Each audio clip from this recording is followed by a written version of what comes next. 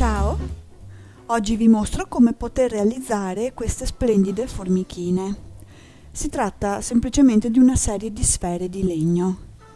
Ok, allora, la sequenza delle misure è questa. Misura della testa 35 cm.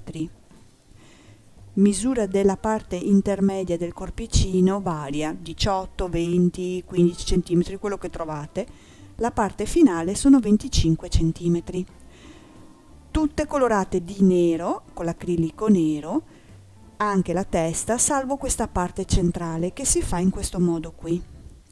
Usando il mio cerchiometro, la misura è il 22, appoggio il cerchiometro sulla sfera di legno da 35, tengo buono 22, realizzo il cerchio, in pratica l'intero cerchio, poi faccio un puntino, sarà 1 centimetro neanche, dalla base sotto del cerchio, e poi a mano libera, un pochino alla volta, realizzo queste due pancette, le due pance della faccina, vedete? Posso correggerlo tutte le volte che voglio, perché questo a me sembra anche un po' scentrato. Le correggo tutte le volte che voglio e poi tutte le imperfezioni le vado a cancellare semplicemente con la gomma per matita.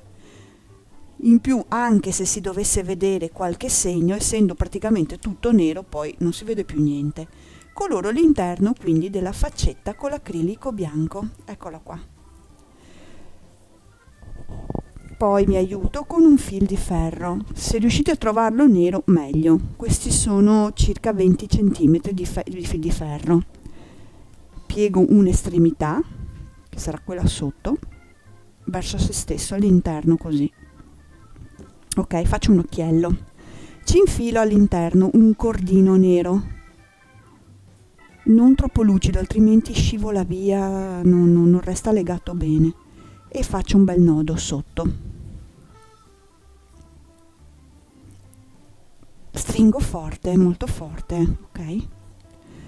Poi prendo altre due piccole sfere di legno, le coloro del colore che più mi piace, posso anche lasciarle naturali a chi piace, le infilo, sono due perline di legno, le infilo all'interno del mio cordino e faccio un nodo alla fine, da una parte e dall'altra.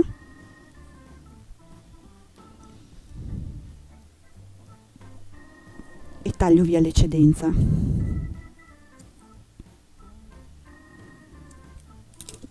Poi mi aiuto con un goccino piccoletto di colla, poca roba, perché così la pallina resta giù e anche il nodo si fissa, perché altrimenti potrebbe anche aprirsi.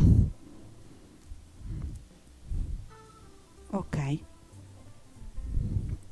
Infilo la sfera da 25, butto un piccolo goccio di colla all'interno del foro e spingo la pallina verso il fondo del fil di ferro. Infilo l'altra, può un po' fare una collanina, come fare una collana, sempre goccio di colla e spingo anche l'altra pallina intermedia. Ok, infilo anche la mia testa, sì, per così, ci faccio già il cerchietto sopra, eccolo qua, e anche qua vedete, qui rischio sempre di avere questo effetto, ma non ha molta importanza in realtà, perché adesso io vado prima di tutto a metterci un goccio di colla e la faccio salire leggermente e la tengo ferma lì. Preparo con un pezzettino da 10 cm circa di fil di ferro sempre le cornine della formichina e ci faccio una serie di avvitamenti un po' irregolari, di qua, di là. Non sono proprio dei riccioli, sono avvitamenti un po' irregolari, perché hanno le antennine un po' mosse.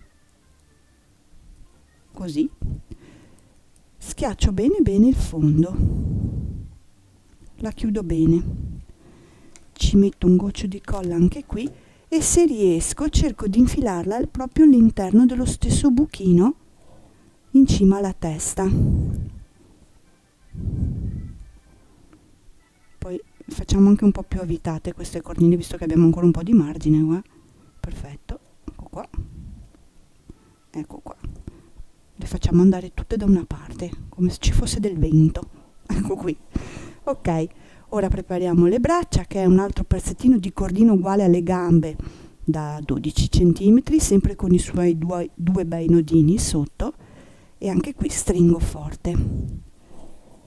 In questo caso ho utilizzato del giallo, quindi metto una goccina di colla su un fiorellino giallo, ma potete veramente mettergli in mano qualunque cosa, anche niente, può anche restare così.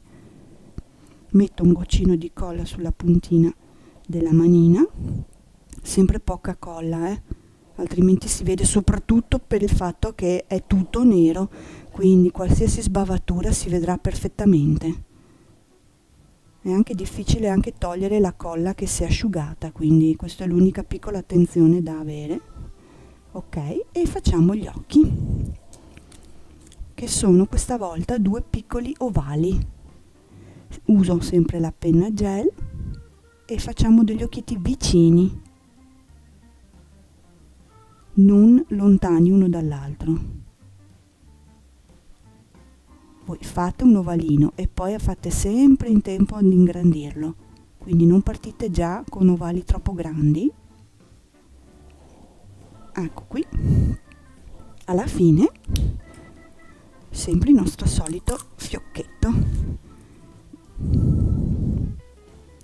Nel mio caso lo metterò in cima alla testolina, ma può essere anche messo sotto al collo. Piccolo fiocco.